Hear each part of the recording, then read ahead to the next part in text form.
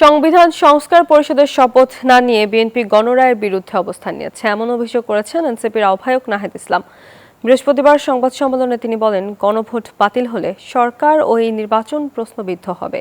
এছাড়া নতুন মন্ত্রিসভার সদস্যদের সমালোচনা করেন তিনি। ভোটের দিন বিভিন্ন কেন্দ্র ঘুরে ভোট উৎসবমুখর হয়েছে বললেও নির্বাচনের ফলাফলের পর থেকেই নানা অভিযোগ করছে এনসিপি। তবে নানা নাটকীয়তা শেষে মঙ্গলবার সংসদ সচিবালয়ে শপথ নেন দলটির নির্বাচিত 6 জন এমপি হিসেবে ও সংবিধান সংস্কার পরিষদের সদস্য হিসেবে আলাদা 2 শপথ নেন তারা। বিএনপির বিরুদ্ধে ক্ষোভ জানিয়ে নতুন সরকারের শপথ অনুষ্ঠান বর্জন করা এনসিপি বৃহস্পতিবার জানালো আনুষ্ঠানিক প্রতিক্রিয়া। রাজধানীর বাংলা মোটরে দলীয় কার্যালয়ে দলটির আহ্বায়ক জানান, এই গণভোট বাতিল হলে নির্বাচনও প্রশ্নবিদ্ধ হবে।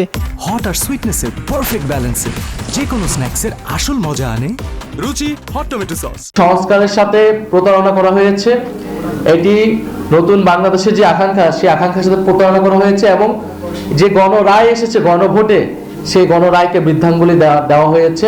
এটি না হলে বাংলাদেশ আসলে আগের বাংলাদেশই থাকবে, সেই স্বৈরতান্ত্রিক কাঠামোতেই থাকবে।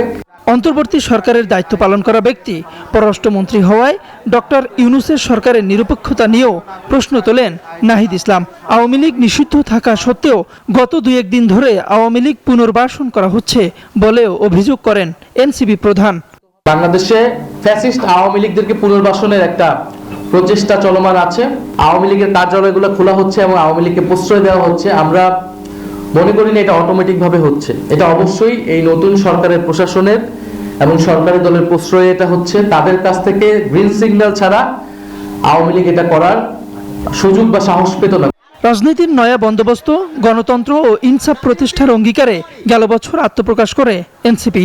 তবে বছর না পেরোনো দলটি জামায়াতের সাথে জোট করে ত্রয়োদশ জাতীয় সংসদ নির্বাচনে লড়ে নির্বাচিত হয়েছে 6 জন এমপি। তাওহিদুল ইসলাম, নিউজ 24, ঢাকা।